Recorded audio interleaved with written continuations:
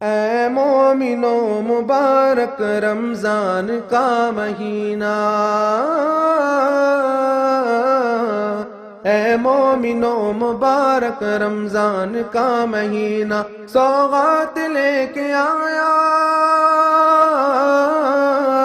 सौगात लेके आया, बख्शिश का है महीना, ऐ मोमिनो मुबारक रमजान का महीना।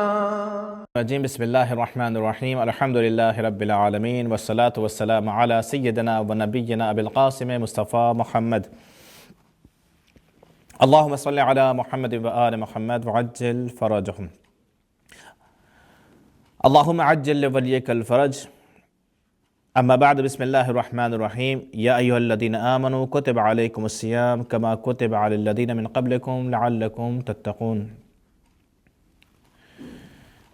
માહ રમઝાનને આવવામાં ફક્ત અને ફક્ત હવે 3 દિવસ બાકી છે કે જે ઇસ્તકબાલે માહ રમઝાનનો જે આ પ્રોગ્રામ રાખવામાં આવ્યો છે। અજીઝ દોસ્તો, મારા મૌઝૂને આગળ વધારવા પહેલાં તમારા સમક્ષ બયાન કરી દઉં એક વસ્તુ કે આપણા રસૂલ હઝરત મુહમ્મદ મુસ્તફા સલ્લલ્લાહુ અલૈહિ વસલ્લમ હદીસમાં ઇરશાદ ફરમાવે છે કે જે માણસ માહ શાબાનના છેલ્લા 3 રોઝા રાખે છે અને એ 3 રોઝાથી માહ રમઝાનનો ઇસ્તકબાલ કરે છે અને એ 3 રોઝાને માહ રમઝાનથી મળાવી નાખે છે તો ખુદાવંદ આલમ એને 2 મહિના કન્ટિન્યુ રોઝા રાખવાનું ખુદાવંદ આલમ સવાબ અતા કર્યો છે। તો મને ઉમ્મીદ છે, ખાતરી છે ઇન્શાઅલ્લાહ કે તમે બધાએ ઇન્શાઅલ્લાહ જરૂર આજે રોઝા રાખ્યા હશો અને બીજા કાલે અને પરમ દિવસે જે 2 દિવસ બીજા બાકી છે ઇન્શાઅલ્લાહ તમે રોઝા રાખીને વધારે સવાબ હાસિલ ફરમાવશો ઇન્શાઅલ્લાહ।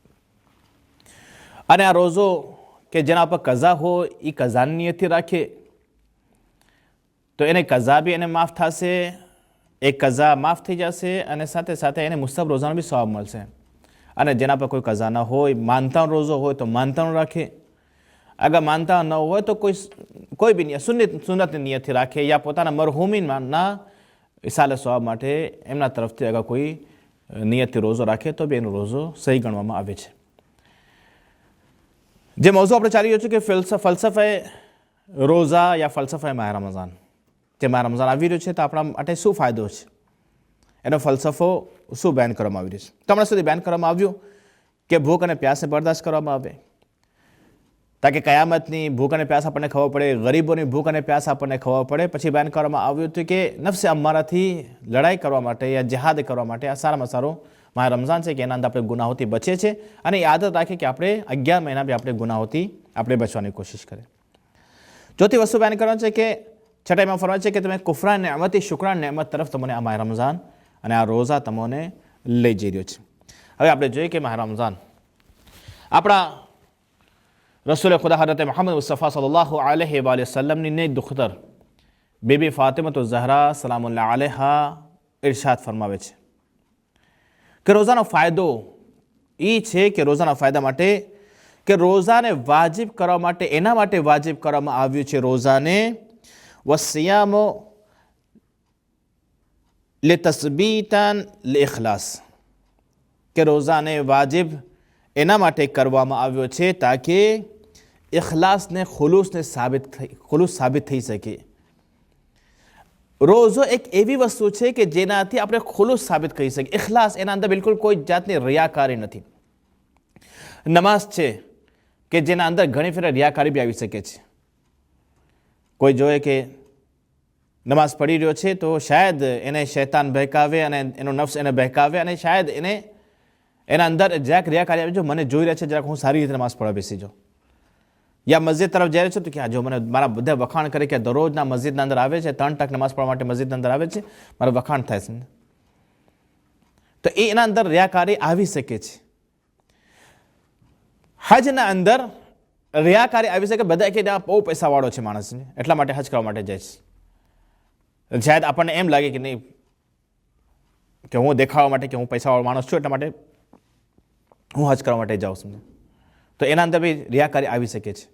ખુમ્સ અને ઝકાતના અંદર બી રિયાકારી આવી શકે છે, ભલે છુપી રીતે દઈ રહ્યા છે પણ જેને દઈ રહ્યા છે એ તો જોઈ રહ્યો છે આપણને કે આ માણસે મને ખુમ્સ દીધો, આ માણસે મને ઝકાત દીધો, તો જેને આપણે દઈ રહ્યા છે ખુમ્સ અને ઝકાત તો એ જ્યારે જોઈ રહ્યો છો, શાયદ આપણા દિલના અંદર આવી રહેજો કે હું કેટલો બધો ખુમ્સ દેવાવાળો છું, એ મને હું કેટલા લોકોની મદદ કરી રહ્યો છું, તો એના અંદર બી રિયાકારી આવી છે. પણ રોઝા એવી વસ્તુ છે જેના અંદર ઇખલાસ જ છે, ફક્ત અને ફક્ત ખુલુસ છે, એમાં અંદર રિયાકારી નથી. કોને ખબર કે તમે રોઝા રાખ્યો છો? કોને ખબર કે મેં રોઝો રાખ્યું છે? કોને ખબર કે આપણે રોઝા રાખ્યા છે? કોઈને ખબર નહીં હોય. ફક્ત નિયત અલ્લાહ માટે છે, બીજો કોઈ માટે નથી. ફક્ત અલ્લાહ જાણે છે ને હું જાણું છું કે મારો આજે રોઝો છે. હાલો, માહ રમઝાન બરાબર છે બધા, પણ માહ રમઝાન સિવાય આપણે જોઈએ માહ શાબાનમાં, માહ રજબ મહિનામાં કેટલાક રોઝા રાખતા હોય છે. બીજા દિવસોમાં, બીજા મહિનાઓમાં કેટલાક લોકો ગુરુવારના દિવસે રોઝા રાખતા હોય છે, પણ કોઈને ખબર નથી હોતી કે આ માણસે રોઝો રાખ્યો છે. ફક્ત અને ફક્ત અલ્લાહ જાણે છે કે આ માણસે રોઝો રાખ્યો છે.